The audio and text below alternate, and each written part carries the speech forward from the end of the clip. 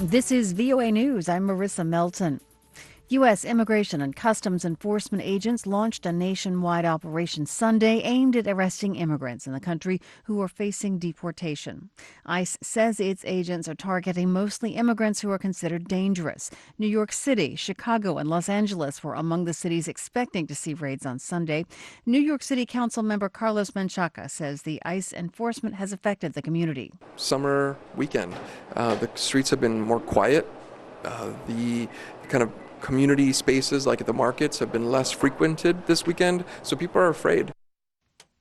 We haven't had any word yet of specific arrests after today's crackdown. President Trump unleashed another tweet storm on Sunday morning, this one attacking a group of Democratic U.S. Congresswomen. AP's Ben Thomas has more on that. President Trump tweets the lawmakers should go back to the broken and crime-infested places from which they came, ignoring the fact that the women are American citizens and all but one was born in the United States. Trump was almost certainly referring to Representative Alexandria Ocasio Cortes and her allies in what's become known as the Squad, Representatives Ilhan Omar, Ayanna Pressley, and Rashida Tlaib. In her own series of tweets, Ocasio Cortes denounces Trump's remarks, writing, "Mr. President, the country I come from and the country we all swear to is the United States," adding, "You are angry because you can't conceive of an America that includes us." Ben Thomas, Washington. The National Hurricane Center said Sunday that Tropical Storm Barry has weakened to a tropical depression as it moves over western Louisiana.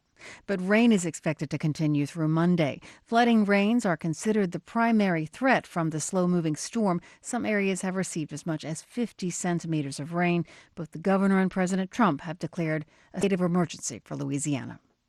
You're listening to VOA News. Hong Kong police used batons and pepper spray against demonstrators Sunday in a town near the Chinese border. Tens of thousands of protesters marched through Sha Tin in sweltering heat in opposition to what they see as China's creeping influence in Hong Kong. Here's what one protester had to say. The difference from the umbrella movement happened 5 years ago. Most of the protesters came out because of their own choice, but not by any political parties. And we came out because of a simple urge, the freedom of Hong Kong, and also the retraction of extradition bill proposed by the Hong Kong government. The weekly protests were originally mounted to display opposition to a bill that would have allowed for the extradition of Hong Kong criminal suspects to mainland China. On Saturday, a largely peaceful demonstration in a town close to the border turned violent as protesters hurled umbrellas and hard hats at police. Police retaliated by swinging batons and firing pepper spray. New York City officials said power was restored to Manhattan's west side shortly before midnight on Saturday after a transformer explosion earlier that evening knocked out power to some 72,000 customers. AP's Julie Walker has more. Mayor Bill de Blasio says while the investigation could take a while, they are sure of two things. This was not a cyber attack. And this was not an act of physical terrorism. The blackout, which spanned from Madison Square Garden to about 72nd and Broadway, trapped people in elevators and subways and shut off all traffic lights. Con Ed President Tim Cawley says the system is built to handle excessive use of power on the hottest summer days, so it's unclear what failed here. We designed the system such that for the loss of any two major components serving an area, we could still serve the system on the hottest day of the year. De Blasio, who was campaigning in Iowa during the blackout, says when he realized the power would be out for a while, he came back. Julie Walker, New York.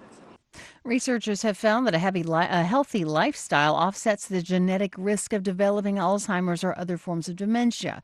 AP correspondent Tim McGuire has that story. British researchers in a study presented to the Alzheimer's International Conference in Los Angeles and published online by the journal The American Medical Association find that people with high genetic risk and poor health habits were about 3 times more likely to develop dementia versus those with low genetic risk and good habits.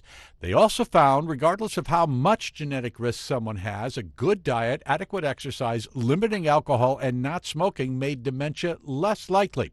The study follows along the lines of previous research a few years ago showing that healthy living could help overcome genetic risk for heart disease. I'm Tim McGuire. And I'm Marissa Melton. You're listening to VOA News.